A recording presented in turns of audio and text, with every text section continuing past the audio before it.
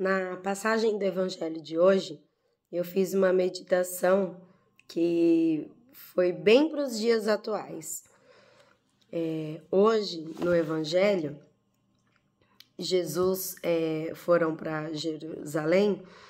Enquanto Jesus estava andando no templo, os sumos sacerdotes, os mestres da lei, os anciãos, aproximaram-se dele e perguntaram: com que autoridades fazes essas coisas? Quem te deu autoridade para fazer isso? E Jesus respondeu assim para eles: eu vou fazer-vos uma só pergunta. Se vocês me responderem, eu vos direi com que autoridade eu faço isso. O batismo de João vinha do céu ou dos homens? Essa foi a única pergunta que Jesus fez. Respondei-me. Eles discutiam entre si. Se respondermos que vinha do céu, ele vai dizer: porque não acreditastes em João? Devemos então dizer que vinha dos homens. Mas eles tinham medo da multidão, porque todos de fato tinham João na qualidade de profeta. Então a multidão toda acreditava que João era um profeta. Os fariseus não.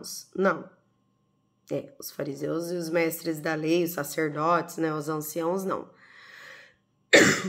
Aí, se eles falavam para Jesus que João Batista batizava no Espírito Santo em nome de Deus, então Jesus iria falar que eles estavam se contradizendo, porque eles não queriam acreditar em João, né?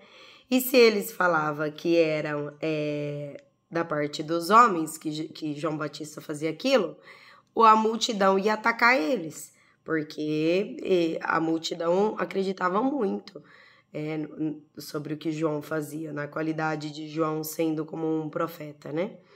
Então eles responderam a Jesus: não sabemos. Vocês acham mesmo que eles não sabiam? Eles sabiam que João batizava em nome de Deus, mas eles não queriam acreditar. Eles não queriam acreditar no que Jesus falava, no que João falava. E Jesus disse: pois eu também não vos digo com que autoridade eu faço essas coisas. Terminou o evangelho de hoje. E aí eu meditei assim, que as lideranças da época, elas foram tomadas de malícia, né? Elas propunham a Jesus uma questão, mas com a intenção de colocá-lo numa situação difícil, para então acusá-lo. É igual quando alguém que não vai na missa, não faz uma leitura diária do Evangelho, não estuda a palavra de Deus, não assiste, não vê, não lê conteúdos sobre a nossa doutrina, sobre o Evangelho, né? Sobre o que foi, quem foi Jesus. Aí as pessoas vêm e perguntam pra gente algo que, na verdade, elas não estão com dúvida. Elas querem mais pegar a resposta que a gente vai dar sobre aquilo. Foi a mesma coisa que esses fariseus, esses sacerdotes aqui fizeram com Jesus. Queriam ouvir da boca dele algo só para incriminá-lo. Uma vez eu vi um vídeo do Padre Adriano Zandoná, ele falando assim: às vezes eu vou almoçar na casa de pessoas e as pessoas me perguntam, muitos na curiosidade ingênua de realmente entender, às vezes porque a pessoa vai na igreja, a pessoa pratica a fé, mas às vezes ela não estuda muito, ela não se aprofunda sobre assuntos meio que técnicos, assim, né, da fé. E aí ela vai e pergunta pro padre por que o padre não pode casar. E aí o Padre Adriano Zandoná, ele falou uma coisa muito bonita, que é assim: quando ele vê que o indivíduo chega para perguntar para ele, só para, na verdade, a pessoa já tem um conceito criado dentro dela, que dependendo da palavra que o Padre Adriano der explicando, a pessoa mesma, ela já tem a resposta, e ela vai falar Ai, porque deveria casar, porque deveria entender da família. Porque, ai, padre não sabe o que é as coisas de um casamento, porque não casou. Ai, porque depois pratica pedofilia. Ai, porque depois casa ou sai com pessoa e não tá casado, né? Sai com pessoas, né? Enfim, essas conversas chulas, baixas, de pessoas sem conteúdo, sabe? E ele falou que quando ele sente que a pessoa realmente demonstra uma curiosidade, porque realmente não sabe, não entende o significado, ele explica. Ele explica porque é uma pessoa que ele sabe que aquela pessoa crê em Jesus. Ele sabe que aquela pessoa sabe que os apóstolos de Jesus não casaram, o primeiro papa da igreja foi Pedro, todo mundo abandonou tudo e foi seguir Jesus. Você não vê histórias dos apóstolos, dos discípulos de Jesus, que estavam lá, Pedro estava casado, estava a mulher dele, os filhos, tudo, não é relatado isso pra gente. Eles abandonaram tudo. Abandonaram não de deixar de lado, não, mas eles colocaram enquanto prioridade na vida deles as coisas de Deus. É isso que os padres fazem. É isso que o pastor faz. O padre nos pastoreia, entendeu? Então, ele deixou casa, pai, mãe, irmãos, vida. Outro dia nós estávamos fazendo uma conta aqui com o padre da nossa paróquia e ele estava falando dos anos que ele é padre, de quantas vezes ele foi visitar os pais dele. De 17, 18 anos que ele é padre, praticamente 1 ano e meio, mais ou menos, da vida dele, ele passou com os pais. Então, eles deixaram tudo para servirem a Deus. E eles servem a Deus servindo a nós, né? Eles nos revelam a verdade, eles nos passam a sabedoria de Deus através da igreja, né? E aí, o padre Adriano Zandoná falou que quando ele sente que a pessoa, né, ela tem essa curiosidade santa, ele explica. Mas quando não, ele não fala. Então, olha que interessante. Quantas vezes algum familiar nosso, amigo, o que for, qualquer pessoa, uma pessoa próxima, chega na gente, faz uma pergunta por uma curiosidade, a gente fala, a gente explica. Só que a primeira, ainda falei com meu marido, falei assim, nossa, quando alguém vier perguntar sobre alguma coisa pra nós e a gente vê que na verdade a pessoa só tá perguntando aquilo pra uma outra pessoa que também não vai na igreja e que também não tá nem aí com nada, não leva a sua vida com a base no evangelho, ou pelo menos não busca levar, aí uma pessoa, parece que uma fica instigando a outra num ambiente só pra ver a gente falar, sabe? Aí eu falei assim pro meu marido, falei assim, nossa, seria bem mais interessante se quando as pessoas chegassem na gente para fazer esse tipo de pergunta, a gente falar assim, você crê em Deus?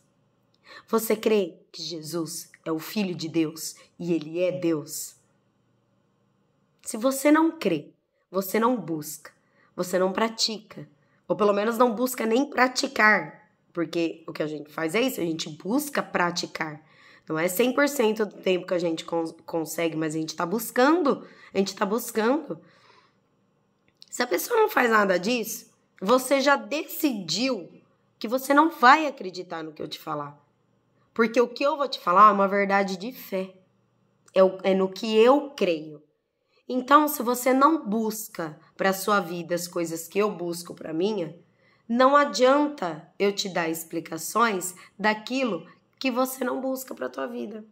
Então aí eu falei assim, eu meditei aqui assim, né? Jesus, todo cheio da sua sabedoria, ele percebeu a cilada e as más intenções por trás daquelas falas e ele não vos respondeu diretamente. Ele devolveu-lhes a pergunta com outra pergunta. Então é isso que eu falei. A pessoa me perguntou alguma coisa. Mas lá, por que vocês não sei o que, não sei o que, não sei o que lá? Aí eu pego e respondo ela com uma outra pergunta. Na que você pratica, na que você vai, vocês fazem como? Ah, não, eu não vou.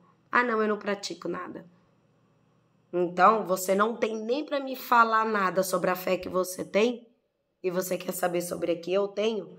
E aí você quer que eu falo não porque você quer acreditar e quer buscar a mesma coisa. Você está querendo armar uma armadilha para mim. Você está sendo maléfico. Então não vou lhe dar essa resposta. Porque do mesmo jeito que eu busquei para muitas perguntas minhas serem respondidas, não vou negar o evangelho e eu vou testemunhar Jesus até meu último dia de vida. Mas saiba silenciar e não responder diretamente, porque aquelas pessoas, elas estão cheias de malícia. Eles não ouviam as pregações de João, pois eles não acreditavam nele. Então eu posso sentar num almoço de domingo, num churrasco ou na mesa com os meus amigos, eu posso falar o quanto eu quiser. A pessoa que ela decidiu que ela não acredita, que ela não tem fé, não adianta, é você jogar pérolas aos porcos, não chamando as pessoas de porcos, mas vocês entenderam, é você dar algo sagrado para alguém que decidiu que aquilo não é sagrado para ela. Então não vai fazer sentido nenhum. E ela ainda vai poder zombar de ti ainda. E vai poder distorcer as palavras, porque se tem um ser que conhece mais a palavra de Deus do que a gente, que conhece a Bíblia de cabo a rabo, é o Satanás. Ele conhece. E se preciso for, conforme os corações estão fechados para ouvir Jesus, ouvir o Evangelho, a gente fala para um coração que está fechado desse. O inimigo ainda usa da palavra que a gente disse para ainda fomentar o ódio que aquela determinada pessoa possa ter de nós ou de Deus. Entenderam? Eles decidiram não acreditar e por isso eles fechavam os seus ouvidos e os seus corações, assim como fecharam até os olhos aos milagres de Jesus. Eles não queriam ver. Não tem como dar remédio, aliás, não há remédio que cure quem já decidiu morrer. Eles caíram e se enrolaram todos nos próprios nós que estavam criando para enforcar Jesus. Jesus venceu, ele vence e sempre vencerá. Só reconhecem a autoridade de Jesus quem nele crê e segue com amor. Então, só reconhecem a autoridade de Jesus quem nele crê e segue-o com amor. Porque às vezes a gente quer seguir Jesus pra gente se aparecer, né? Pra se aparecer no meio da comunidade, no meio dos nossos familiares.